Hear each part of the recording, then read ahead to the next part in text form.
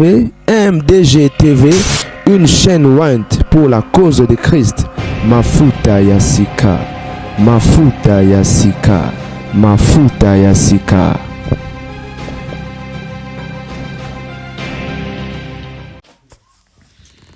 Mbote balinga mibandeko ene lomo ezosanga pasi bozana ngo idete nini affaire manager. Au fait nazu ba appel ya bandeko ebele parce que na yabani pas mal na ba chantre gospel tout solara bien au personne atangi ba kombo bat ba royer ba bango. Il y a aussi des serviteurs dédiés qui m'ont contacté et j'ai vu aussi la réaction ya bandeko mususu na net art. Et moi, ma réaction, et un andeko moi si moi je ne la connais pas, bat wabande ko taguer ngai awa na vidéo na ye, bat bande ko taguer ngai ndeko mo o aye ko côté la Daniel, o yabande ko loba ko taguer grande dame. Et alobaki a mentionné ki pe loko ngo na vidéo na yana bande ko loba nde loko ngo na ko lobela awa. Ndeko wana moi si je ne la connais pas. Et il me donne ko prétendre kozala sope mo santu mutumalamu et je sais pas parce que à lobi na vidéo na ke non na za mabe na motema mabe na za machin na za déjà na introduction na ye mambunyo so lobi eza lokuta so qui azaki vrai to ya zala ki mwana nzamba solo et tant yeba yebisi o balobaki ne sirangai alinga bana o vérifier to pe ko komelanga to pe ko tuna ngai mais ko relater mambo ba bisenge me ya lokuta et du coup ba tuna ba commentaire encore ba congolais bon c'est tout à fait normal même Satan ninga zana na ba betele maboko est-ce que boyebi les diables azana bato ba sepela na ye ba lingara ye ba betela ye pe maboko. De même nzambe malgré ki bonzambe na ye to pe yesu malgré ko zanga ne lisumu ezana bato oyo ba mona ka eka za mabe donc c'est tout à fait normal. Déjà na ngate monaki na dossier à Sandra pardon ya Daniel na réseaux sociaux c'est Daniel lui-même donc de quoi na moi si wana boto oyo soki na bi kombo na été et je crois bato belo batagai ngai ba roye bande kwango et ngate monaki na dossier à Daniel na réseaux sociaux ça y mo Daniel pour ton information parce que ça fait plus d'un mois mambo Daniel banel déjà au Lobama mais ça qui plus na ba commentaire ba page machin ndeko na moi c'est lobi ke ba yebisa ki nga peka mutu na yeko panza libala Sandra Mboy et ngam na ngina na réseaux sociaux ngam na panza libala Sandra Mboy maman pour ton information depuis 5 ans divorce un an déjà presque ngana yoka ki yango na famille na belle famille na bisika beau frère na ndeko mobile na yake na ko bota na Congo ba mbat ba yebisi ngai mama Sandra ninga za na ngana yoka di solo ya divorce depuis février donc il y a année passée mama c'est pour ton information de orbiter di solo ngam na bomeli bala Sandra Mboy. OK voilà donc na réseaux sociaux bato bele ba prétendre au kansaki no ba onde bazali mieux placé ya ko loba marambo ke bato mususu parce que bato mususu baza et pourtant c'est pas le cas hein. Et ndeko wana bon nalina kota la mamnyo so lobaki te mais na lobelo eza essentiel to pelo na lobela ndeko moi si wana lobi boy affaire manager aipsingai alobi na vidéo na grande dame ata mobali na yo devant manager wana akokwe ya kaka. T'es ridicule hein maman. Ouais mobile là. Ouais bien. De yo la mobile non ko ya pas ba sinyo so kitoko pona yo mibala batinyo so ba ko ya devant moi c'est kitoko. Maman. Et du coup on me bengi pe chrétienne moi la nzambe. De c'est clair que même yo pe ngozana devant ba mibali moko songolo o koya. Mais oui au lobby déjà lobby nyonso. Donc pendant ndeko moi si Daniel azana raison ya kokweya na manager kojok parce qu'elle est trop belle. Siko eloko esa nga passe eza likambo ya kozala mo Kristo bande robele babengi ngai ndio mwa moyembi ya munene so natangi komona boyemba ye abisinga grande dame mwasi wana asi abenga ngape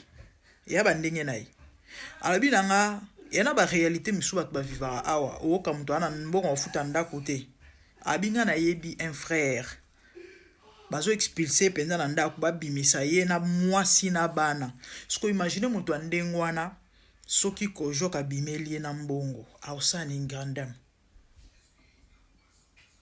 Néoma mosali na nzambe ya mwasi tosoli na eto discuter kutu abisinga grande dame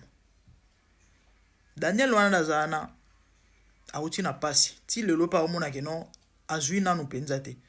mutu musu utalobi elongi yango apasi kutu na esili te siko devant kojoka osani siko ngai eloko ezopesa nga pasi epesa nga na kanda ezali identité ya mokristu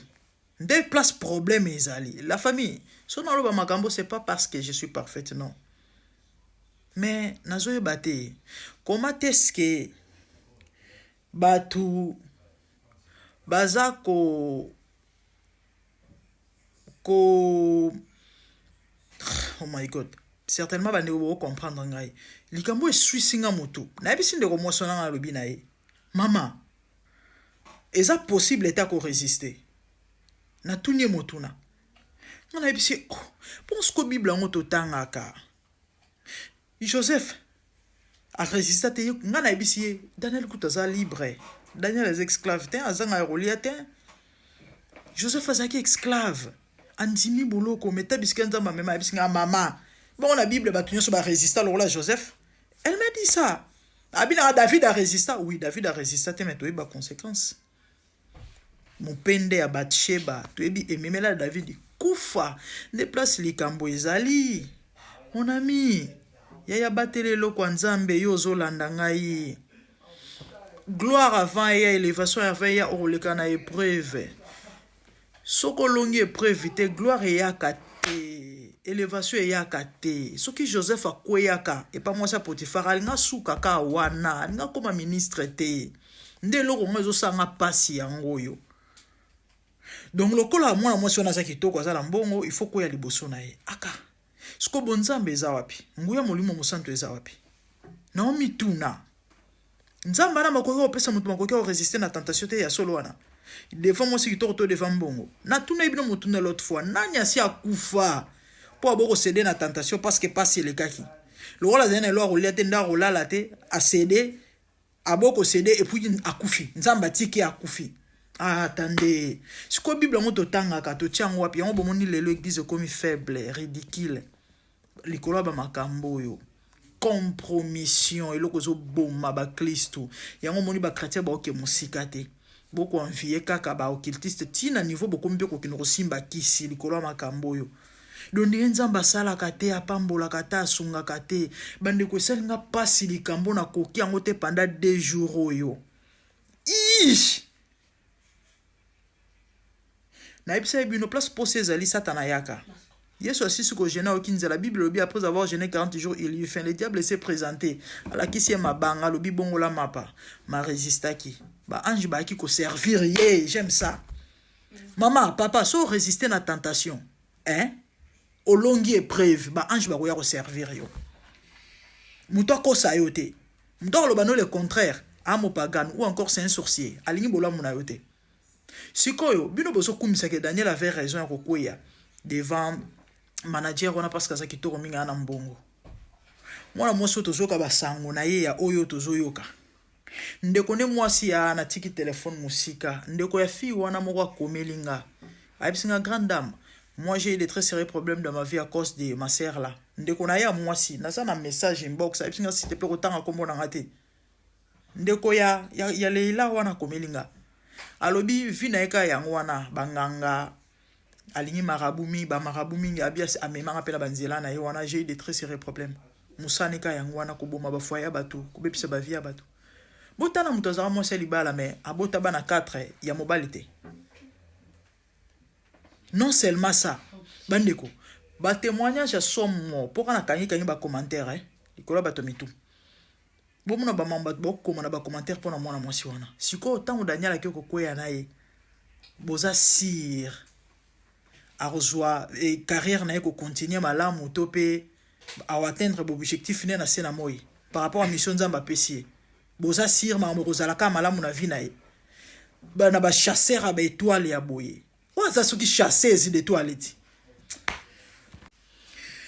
Les amis, na uti ko sala vidéo moko a sir dossier manager ngana clore on a témoignage moko pona olakisa bana na nzambe ke nzambe, la Bible dit que ce n'est ni par la puissance ni par la force mais par mon esprit. Nzambe a la capacité de repérer moto makoki ya ko résister na tentation. Yango Bible zolo banabiso résister au diable et il fuira loin de vous. Na ebité lelo o évangile ya compromission et komiko tambola et na milliers et chrétiens na ba église donc au nom et à grâce on peut se compromettre et pourtant église au Bible yé soroya ko zo Bible zo ebisa biso bandeko na bandeko loba lelo o message ya au nom et à grâce et ba passer ba côté ya bato ba ko vivre na bango na compromission parce que mutu moko ta longa lisumu na makasi na ye le faire on dimela yesu ekoki et le reste c'est marambo ya kosala be forte hormone lola et évangile diabolique nyon sona pour parce que bazu mission robungisa ba âme et batu ba normaliser via lisumu mais bana na nzambe c'est pas biblique mes frères et sœurs. Au fait batu bazolo ba ke Daniel a na raison ko ya na manager. Parce que le manager a dit que non seulement ça, le frère est dans la souffrance. Donc, il y a une opportunité. Mais tout en sachant que moi, je suis une chasseuse, il y a des étoiles. Abima, il y a des étoiles montantes, topé belé, toyebi. Je crois, na tengi la bino ba combo awa. Et ba tobele ba tanga itanga ba makangu na ba commentaire. Pas chantre abima, bima na bango ba passer abima, bima na bango bande bomuna ki liste. Bomuna ki liste. Bomuna ki liste awa. Et je sens à passer loko. Mes frères et sœurs, si on me sel dans zamba ebisi ok. On peut perdre salité, chrétien peut perdre salité à cause ou bien à randoki. Parce que mission ba on bazu yango wana. Ya ko pengwisa batu. Ou carrément za ignorant. Ngana on peut bino témoignage ah ouais. Et pona ola kisake so bateli bonzambe malamu te. Bandeko, témoignage à liboso na opesa sur la tentation. Bon nayebi ke mais tolo belango kaka, tolo belango pona bato ba omona que non c'est pratiquement impossible de résister à une belle fille. Na pesa témoignage. Et pour na opesa bino témoignage que mutu okoki ko perdre sali, oko rater enlèvement, likolo via lisum. Et on a député moi moi si na qui rapidement pour ngonga. Et on a député moi moi si. So na tangi kombone aba nyoso ba oyibai. Bon azalara député kala. So na tangi kombone aba ba oyibai. Ba invalida kai. Ba invalida kai. Et ko sala ke prophète moko que je connais ou apesa un témoignage. Apesara un message na circonstance mo ba kutana quelqu'un. Apesara un message que ba repêché a ozonga. Ba valider. Bande connaître nzamba ko sarate et koleka quelque temps après mon sous prophète mon appel sali homme de Dieu et zalingai tel honorable tel ah mama bolingo le bien tout quand nzamba pambola merci mambolo bara na nga période boy ekokisami ndeza bobazong sikumbo na nga tout ça tout kana komisa nzambe et soki o koki toko kutana nayo zo rendez-vous na yo na mona yo jour boy na air boy na hôtel songolo parce que bato minene hein mingi ba rendez-vous na bango za ka mingi na ba hôtel ouais beaucoup tana po solo là beaucoup tana po likambo songolo même ba business ba sala on ba hôtel hein ba hôtel ça na ba bisika oyo et place au vendre bo vendre bozolia bo partager mo eloko to restaurant to machin ah y a pas de souci bande ko prophète a sepé la bien nzamba sali c'est que non que soit moi enveloppe encore na bampiaka Congo action de grâce tata utanjili musika zwa moto katisa bambouteillage saute mouton akoma botelo a lix wana ya Congo minene wana oba konti bakenda tant akomi à se présenter dans la réception bah c'est qu'il y a chambre à tel ah ok d'accord y a pas de souci ça makanisi mabe bande oba bolingo prophète akoma abeti bah c'est entré a poussi porte boyeza ipe polele à côté tant à côté avec na musika ba voix ba ebise non vanda na prophète avandi la dame azaki na douche aza kosukola kosela nzambe que Dieu nous aide hein? La famille abima na serviette na tolo tala na lingwa nde kosate likolo ya ba genou te me ya mipende à se diriger vers prophète avandika hypnotisa zotala ah sali mama sona ta inkombo mwasi na boyeba ah bondi mosali nzambe ah naza bien ah ok avandi kobalola mutu wana na lolemo aza koloba en tout cas vraiment na sepeli na komisi nzambe mambo lobaki okokisami barepeshe nga lobi prophète ayebisi lobi grande dame nasalaka prière mona sa motema na binzambe na telema te nzoto nange ningana te abi nzamba oka prière wana abi grande dame mwasi wana asali babizieti alobi nanga yaya pendant plus de 30 minutes na vandi na otala ya alobi ntango asilisa prophète olobi nini sikoyo ayebisi ah merci mama na yoki yo oyo nakoloba eza kaka nzambe azwa lokumu parce que ezali ye nde moto asalaka makambo nyonso nga naza kaka instrument nzambe autilisaki mpona okokisama ya maloba na ye ah ok merci mosala nzambe bandeko doye moko asanta ye ke no blende prophète ayebisi na grande dame naoka susi moko ndeko mwasi wana apesi ngai $10 na futa transport ah problème te prophète merci beaucoup nzambe apambola ozwa ofutela transport ozonga tellement ko pebeta poto abima na ye pe na basusi na azwi ka $10 azwi moto na azwi bisika utaki tala nzamba opeso makoki o résister na tentation akoki te mapesa toujours makoki o résister na tentation et bible lobi yango même que tentation moko te nzamba permettra jamais tentation moko eleka makasi na yo de ce qui veut dire tentation tout est la biso makoki ya otelemela yango ya ko résister to pe oboya yango ezalaka so okoi c'est que omo moto linga okoi nayebi passer na moko ba papa na mona pesi mbote aloba nanga doka ya doka so andi video comprendre que ça abiso ko yoki apotre kwei c'est que ngamo na linga na kwei exactement c'est ça nzamba sunga biso ya passer ça ma otala na pona chité mambo le bese bele mena chité na témoignage ngana zo ngolu na lota enlèvement 3 fois par la grâce de Dieu tour aliboso wana bonzambe za penza connaissance maturité za penza ndenge za lelote mais ezali ba période mona ba noro vivre ba consécration moko ya makasi comme ça mulu mo en tout cas zo memangai na moko wana j'étais encore trop jeune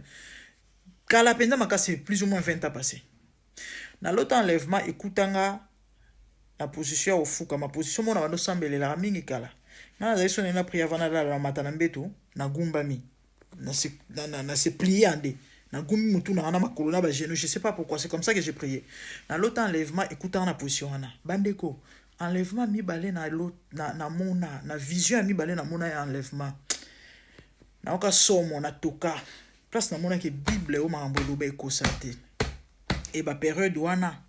moi faiblesse et la rangai la famille na oka trompette beta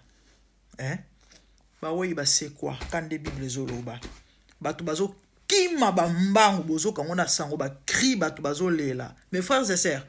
na mona maboko moko ngetombolanga na za kilo force apesantere ebenda ngai tala muto akosa yo tende ko mwasi ndeko mobali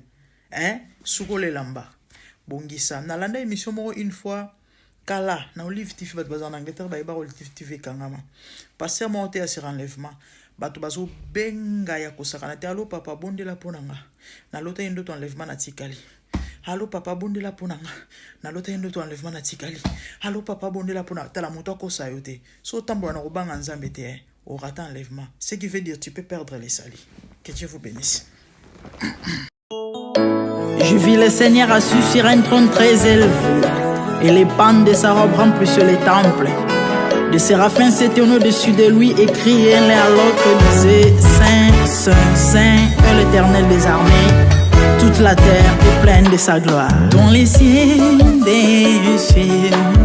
là où vivent les rois, il y a des créatures qui l'adorent et les louent. Dans les lieux célestes, là où règne mon roi, il y a des anges qui chantent jour et nuit en sa gloire. Les 24 vieillards et les 4 êtres vivants, ensemble avec les anges, chantent ensemble en air. Ils ont réussi l'homme d'adorer les rois, car il est l'unique, le seul vrai Dieu. Seigneur, reçois favorablement les paroles de ma bouche, car les portes furent ébranlées dans leur fondement par la voix qui retentissait, et la maison s'était remplie de fumée. Glorifie-toi. Dans les cieux, sur la terre, même sous la terre, toute langue confesse que Jésus est Seigneur, car il est élevé au-dessus de toutes choses, et son nom est au-dessus de tout nom. Jésus, je m'avance devant toi, oh mon Dieu, mon roi, unissant ma voix avec ceux des anges, en jetant nos courants et des coups pleins de parfums odoriférants, nous rendons plein rêve.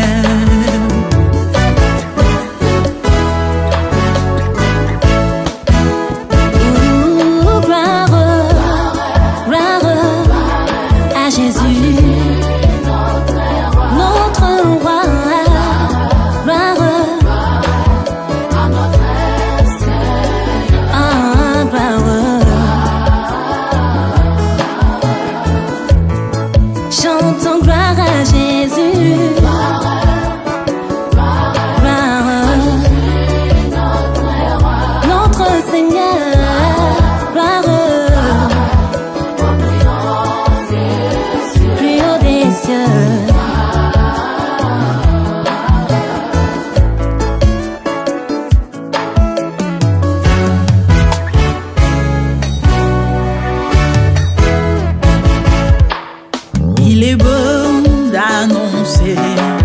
les matins ta bonté. Voici mon sacrifice, la louange de ma bouche, les fruits de mes lèvres qui confessent ton nom en poussant des cris, car tes œuvres sont grandes. Bienvenue jour dans ta face, que 1000 ailleurs, car tu es mon soleil, mon bouclier, ma tour forte. Tu me donnes la force du bif, tu m'arroses d'une huile fraîche. On ne se plaît à contempler mes ennemis grâce à toi.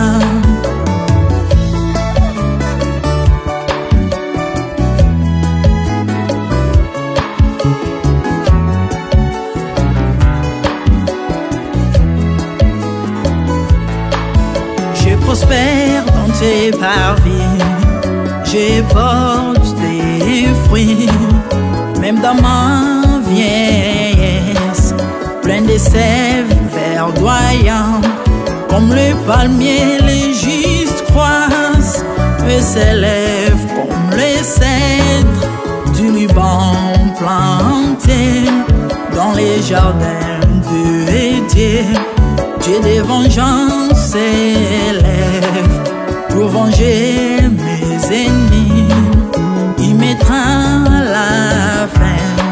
à la malice de leurs œuvres, car il est le Tout-Puissant, l'Éternel des armées, El Shaddai Adonai, El Elyon Sabaoth.